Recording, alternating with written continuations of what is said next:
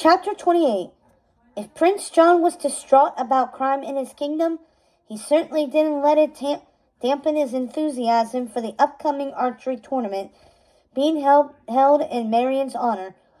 While the sheriff and his recruits began the fox hunt for Robin, the prince ordered invitations to be sent out far and wide, inviting nobles from all over the realm to come and compete and meet the soon-to-be officially crowned new king of England. By week's end, the castle and surrounding areas were flush with neighboring nobles. Some pitched their grand pavilions just outside the castle walls, creating miniature tent cities. Others, deemed more important political guests, took rooms inside the castle, where they were attended to by reluctant servants who were already overworked and underpaid. The once empty banquet hall was alive nightly with music and dancing and songs.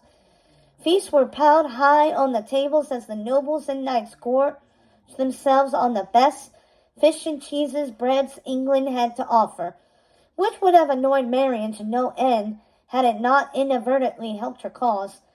For while during the day she worked her paws to the bone, playing the part of the perfect noble lady of the castle, helping the guests settle into their rooms and making sure they had everything they needed, at night she began her second shift, gathering leftover food from the banquets and sorting through the gold and trinkets she'd lifted from each noble's room.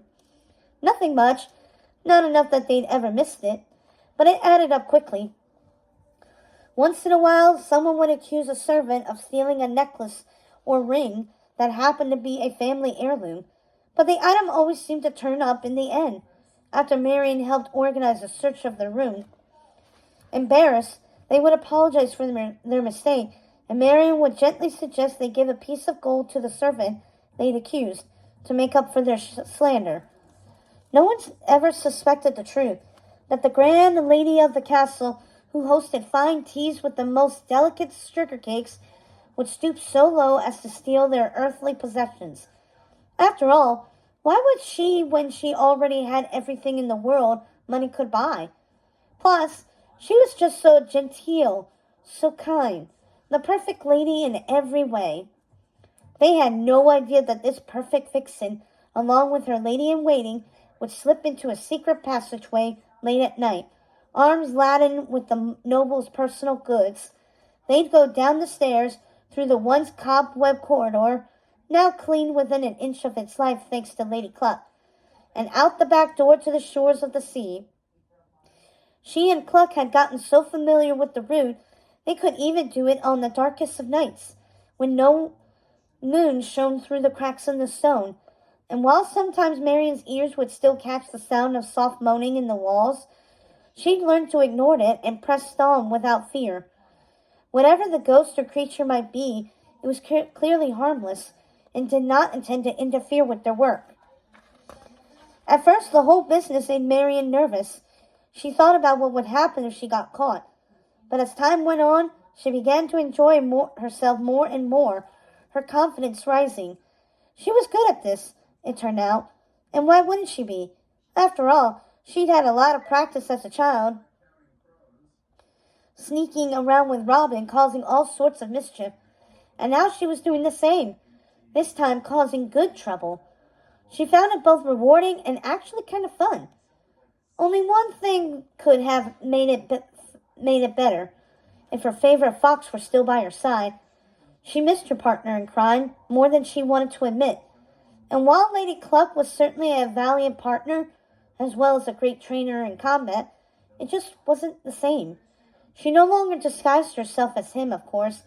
No need to send any more trouble his way.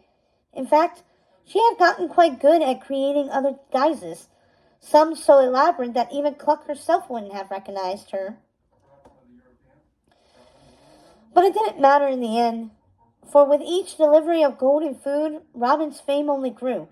Once they decided he was their benefactor, they refused to consider it could be anyone else. And by the week's end, his name was on the tip of every tongue, his exploits sung about in every tavern.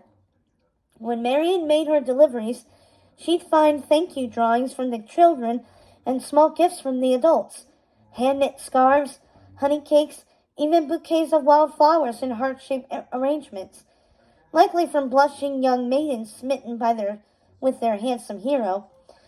They were also grateful to Robin Hood for changing their stars. Marian wouldn't mind not getting the credit for her work. Her anonymity worked in her favor, allowing her to use her castle privilege without gathering suspicion.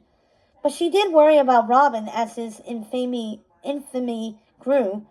What would the sheriff do to him if he was able to track him down? She didn't want to think about it. If only there was some way to convince everyone that the foxy hero they thought they knew wasn't involved at all.